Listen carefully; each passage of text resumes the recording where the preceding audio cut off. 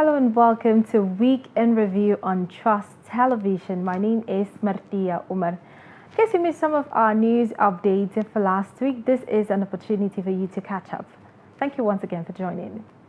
I recall that 4 children in Kano were kidnapped and taken elsewhere, and these children have been reunited with their parents, and the children were found in Lagos State after discreet investigation by the National Agency for the Prohibition of Trafficking in Persons, NAPTIP, and handed the children over to their parents. And Secretary to the State Government, Usman Alhaji, said that the state government will continue to do its best in ensuring that all children are protected. This kind of criminality of kidnapping is also at its lowest level in Kano, but it has happened here and there, and this is something sometimes that we may not be able to completely prevent it as a government alone. Everybody must come on board. Everybody must work. The parents in particular, and all the neighborhood must work together to ensure that this kind of kidnapping is not to occur. However, I know in the past, not quite too long ago, there were a lot of outcry from parents who claim or who said the government has not done much to recover their children. And I'm happy the chairman of the implementation committee, Justice Wadarano, a renowned jurist, as well as someone who has sacrificed all his life to the service of our state and the country in general, has told us exactly what happened.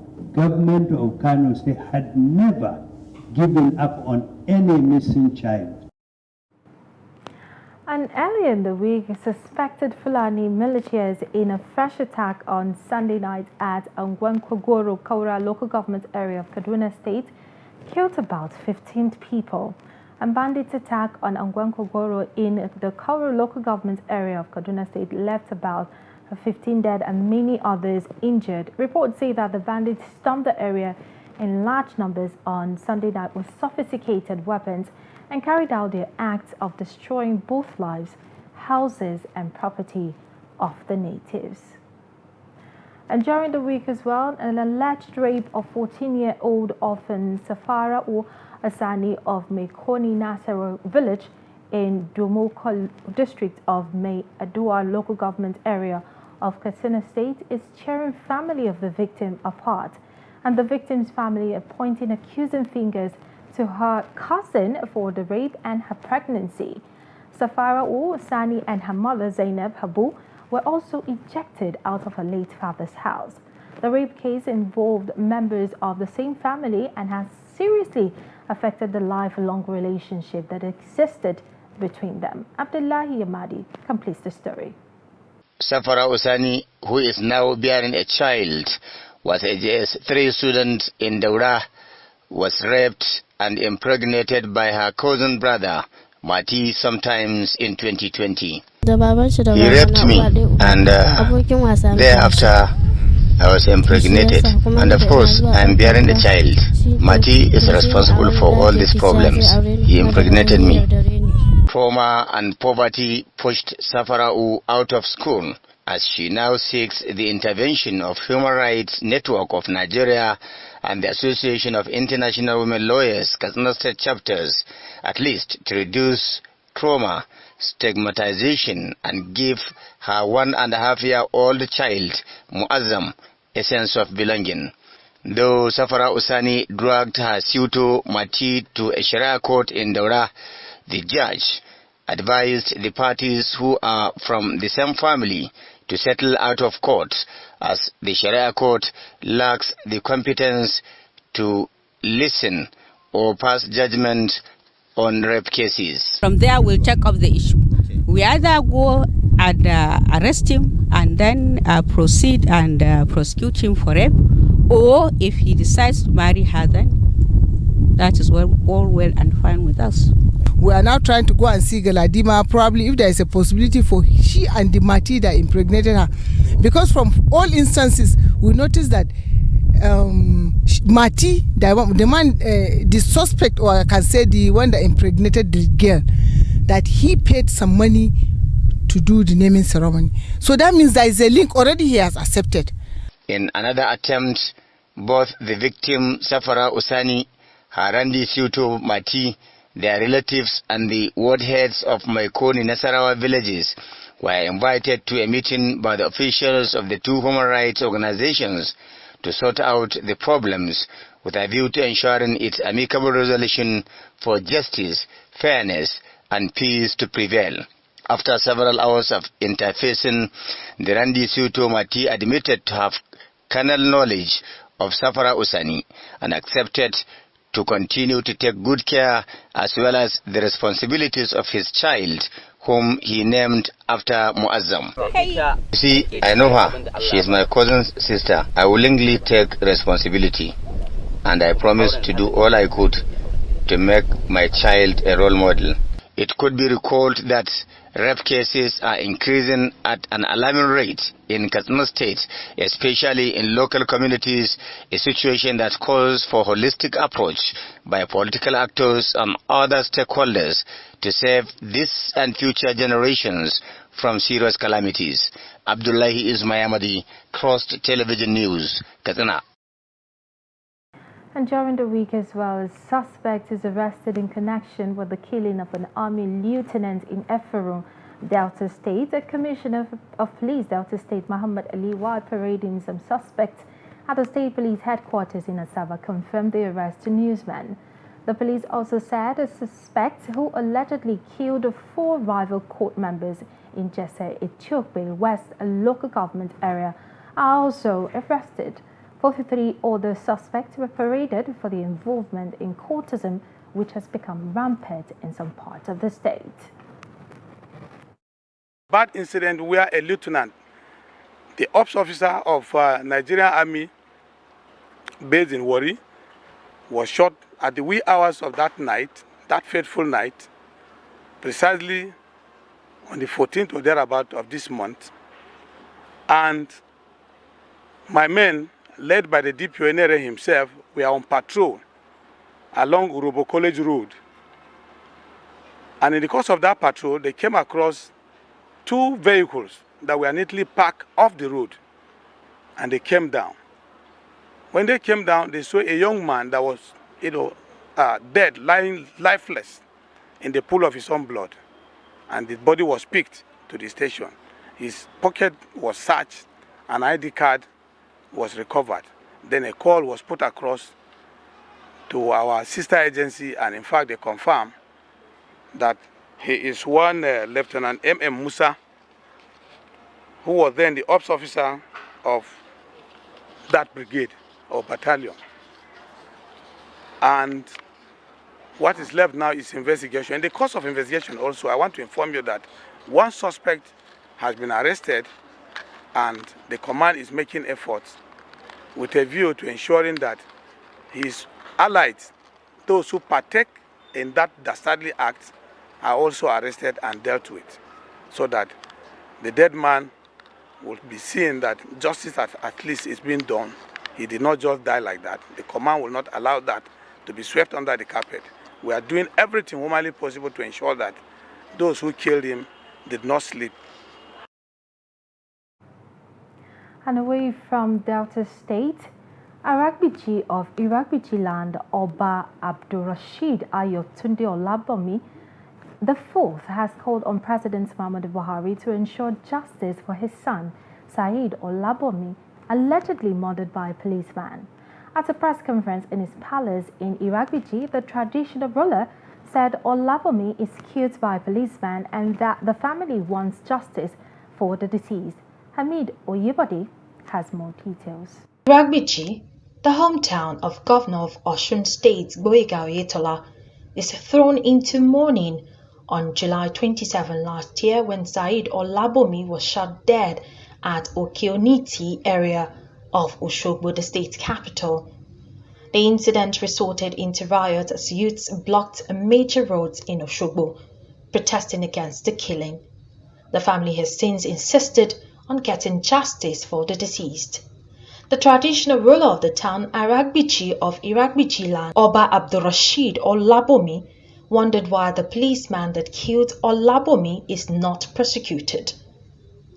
The monarch called on President Muhammadu Buhari to compel the Inspector General of Police to arrest and prosecute the policeman. We want to call on the President, Federal Republic of Nigeria, President Muhammadu Buhari, GCFR, to kindly intervene in an attempt to very clear case of murder, all because the perpetrator is a police personnel. 2, we want government to direct, and the authorities concerned, to direct that the AIG Zone 11, Osun State, the Police Commissioner, Commander Mopo 39, to release the 4 indicted police officers to Osun State High Court for their arraignment, which is coming up on 25th of April 2022. We also call on the Inspector General of Police, Mr. Osman Alkali Baba, to direct the AIG Zone 11 and his other co-travelers to revisit the matter and allow justice to take its full course on the culprits. The police public relations officer, Osun State Police Command Yemisi Okbalola, said the policeman that killed Olabomi has been arrested, detained and dismissed by the Commissioner of Police over the matter, but he appealed at the higher level against his dismissal. It is not true that we just sweep that incident under carpet. It's not true at all. The orderly room process went well. Immediately it happened, the CP organized for the room trial for the officer, and those ones that are found not culpable were released. They are given punishment that is commensurate with what they did, and the one that shot was dismissed by the CP, and when he was dismissed, he went to the higher authority to appeal. He went there and he appealed. It is the result of that appeal that we are still waiting for now.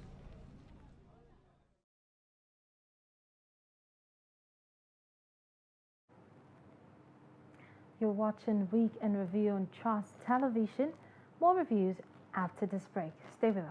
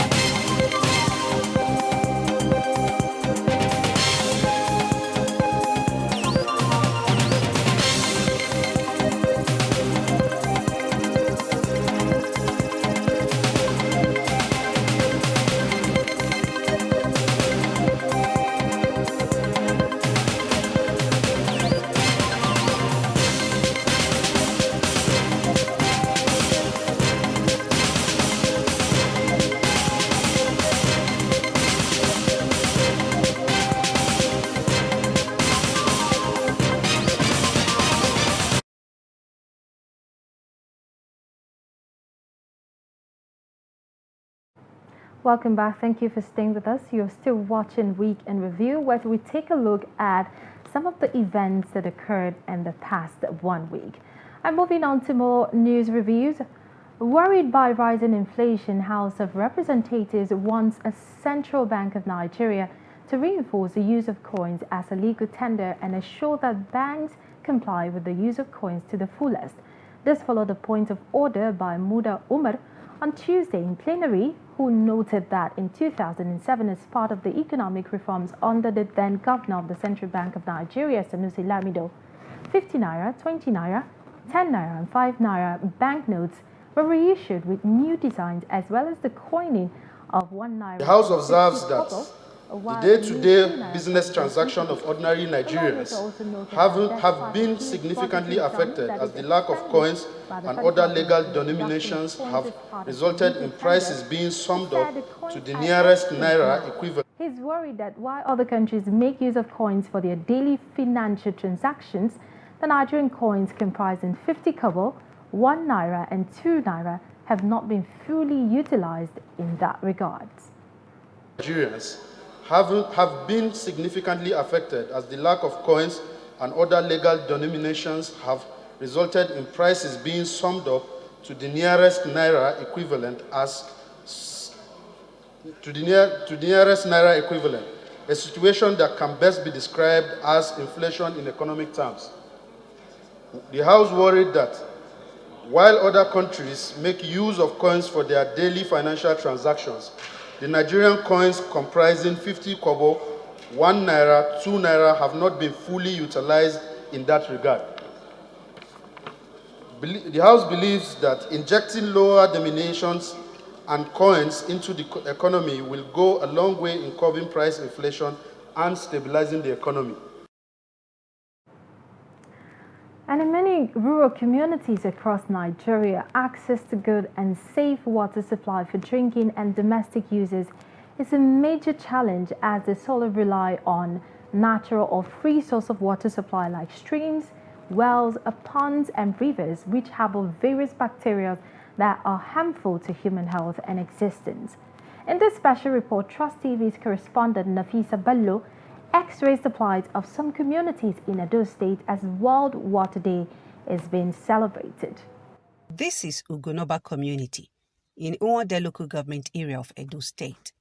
It is pathetic watching the young and old trekking long distances on daily basis to get water from the only river in the community, situated along the ever-busy Benin-Asaba Onisha Road, which poses a great risk to them, particularly the children. No help for a government hand. From here to our river here, it's not past 1 mile. I suffer with it. No light. We not get water to drink. They suffer water well. If you say Pikin may go river, you go there wait, you not dey see water. The water where you go bring, it go be like erosion water, you know the need. We dey suffer water, I beg, may una help us. The people of Agbede and Aviele in Esaka West local government area of the state are not left out in this hardship. As they say, they rely solely on well water, but during the dry season, most wells dry up, a situation which they also say affects their businesses. This is our well. Dry season like this. Okay. Because the way is rough. Okay. Water not enter the dry during dry season. So when they give us water, we need water. We go appreciate well. We go happy well. My name is Salamat. Na Aviele na I dey. We dey in need of water. Water dey suffer us well for Aviele. So we want make government help us. So all those kind of things, only for my business, I dey see what they do. So do rice now na problem for me. So make government support. They beg me, they help us. Go see water I have first and it no good.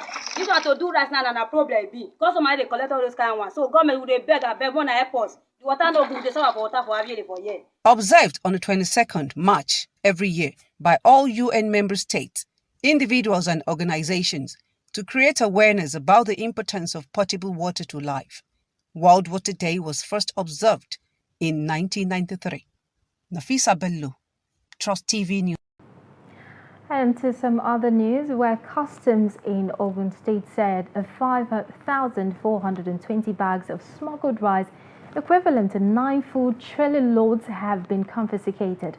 Controller in charge of Ogun 1 Area Command, Bamidele Makinde, told the press conference that the command succeeded with 142 seizures of contraband and other prohibited items.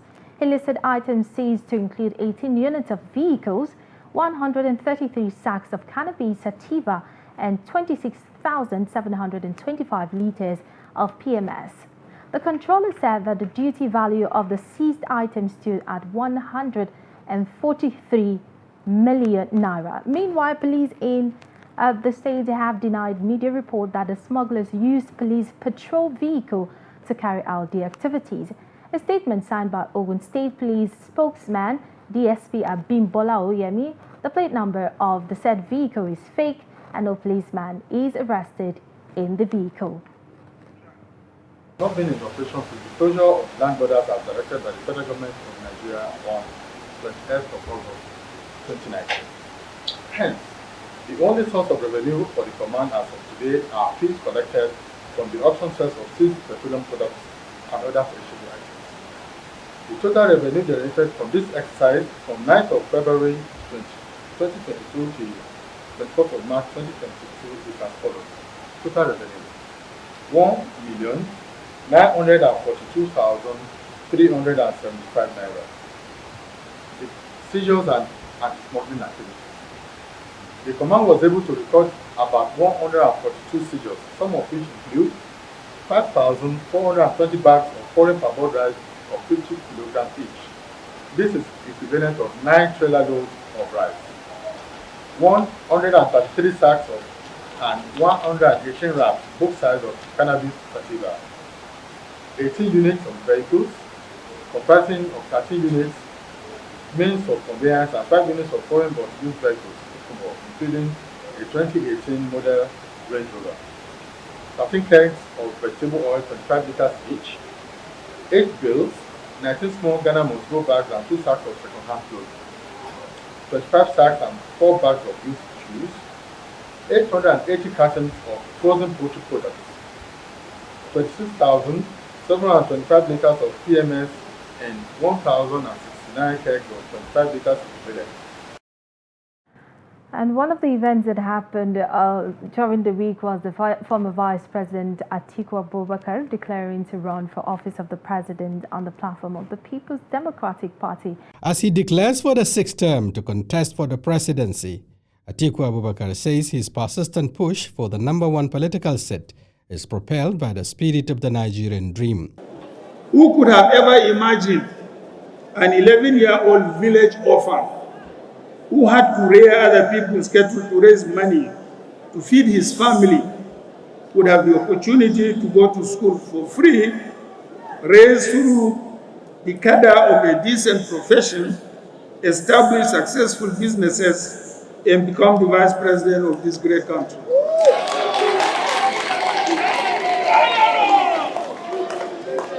That is the Nigerian dream, and that is my story. He says such a dream, shared by many Nigerians, could only come through if there is visionary and credible leadership in place. Our fundamental principles and purpose as a nation have never been challenged as it is today. Presently, Nigeria is a sinking ship. It must be rescued urgently. That is why I am happy to announce my candidacy for the President of the Federal Republic of Nigeria. The Waziri in Adamawa, who painted a picture of a country working on Parajai rope due to negative trajectories, assured he has the necessary antidotes to reverse the trend. I want to focus on 5 key areas: unity of Nigeria, security, economy, education, and devolving more resources and powers to the federative units. As the PDP decides on where to zone its presidential seat in the face of conflicting interests, such decision is critical to what he described as his last chance to keep hope alive. Stakeholders in the party say it has to choose between zoning and winning the 2023 presidential contest. And that's among the numbers of people that have declared for the presidential position come 2023. And that's the much we can take on this week's edition of Week in Review. Don't forget to subscribe to our YouTube channel and follow us across all our social media platforms for more updates. I am Martia Umar. Thank you for watching.